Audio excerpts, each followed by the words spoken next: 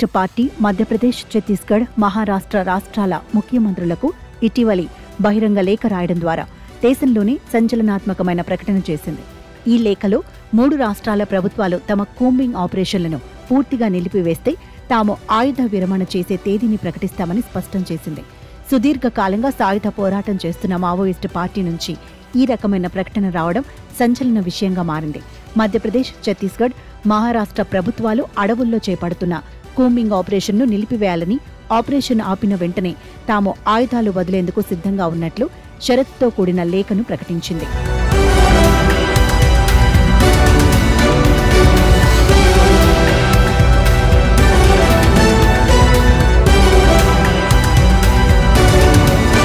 Baswaraju encounter తర్వాత party పునర్నిర్మాణం, వ్యూహాత్మక మార్పులు అవసరమని గుర్తించినట్టుగా పేర్కొన్నారు. సెంట్రల్ కమిటీ సమావేశంలో తీసుకున్న నిర్ణయం మేరకు ఆయుధ విరమణపై ప్రకటన చేయనున్నట్లు లేఖలో వెల్లడించారు. ఈ నిర్ణయం గురించి జోనల్ కమిటీలకు కూడా సమాచారం అందించినట్లు తెలిపారు. 3 రాష్ట్రాల ముఖ్యమంత్రులు, డీజీపీలు ఈ అంశంపై సానుకూల నిర్ణయం తీసుకుంటే ఖచ్చితంగా ఆయుధాలు వదిలేస్తామని మావోయిస్టు పార్టీ స్పష్టం చేసింది.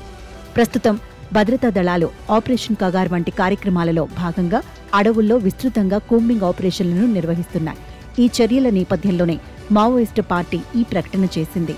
మావోయిస్టు పార్టీ ప్రకటన చారిత్రకమైనదిగా పరిగణించవచ్చు. దశాబ్దాలుగా కొనసాగుతున్న సాయుధ పోరాటానికి ముగింపు పలకడానికి ఇది మొదటి అడుగు కావచ్చు. ఇది నిజంగానే వ్యూహాత్మక మార్పు అయితే ఇది శాంతి చర్చల ప్రక్రియకు ప్రారంభ బిందువు అవుతుంది.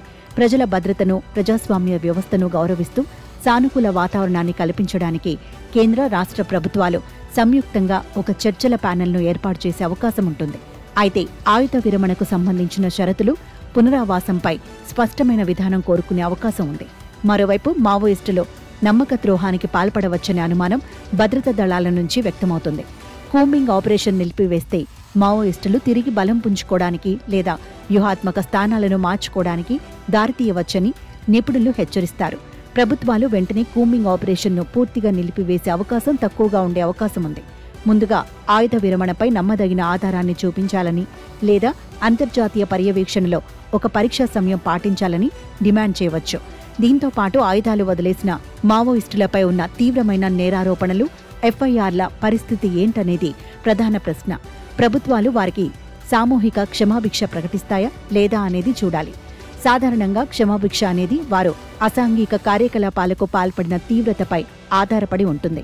మావోయిస్టు అగ్రనేతలను జనజీవన స్రవంతిలోకి తీసుకురావడం అనేది న్యాయ, రాజకీయ అంశాలతో కూడుకున్న సంక్లిష్ట ప్రక్రియ అవుతుంది. మావోయిస్టు నాయకులు, కార్యకర్తలు జనజీవనంలోకి వస్తే వారి పునరావాసం, ఉపాధి, విద్య వంటి అంశాలపై ప్రభుత్వాలు సమగ్ర ప్యాకేజీని ప్రకటించాల్సి ఉంటుంది. మావోయిస్టు ప్రభావిత ప్రాంతాలలో మౌలిక వసతులు, ఆరోగ్య సేవలు, విద్యను వేగవంతం చేసే చర్యలను ప్రభుత్వాలు మరింత బలోపేతం చేయవచ్చు. ఈ కీలక ప్రకటనతో మధ్యప్రదేశ్, ఛత్తీస్గఢ్, మహారాష్ట్ర ప్రభుత్వాలు కేంద్ర హోంమంత్రిత్వ శాఖ తదుపరి ఎలాంటి నిర్ణయం తీసుకుంటాయో అనేది దేశవ్యాప్తంగా ఉత్కంఠగా మారింది.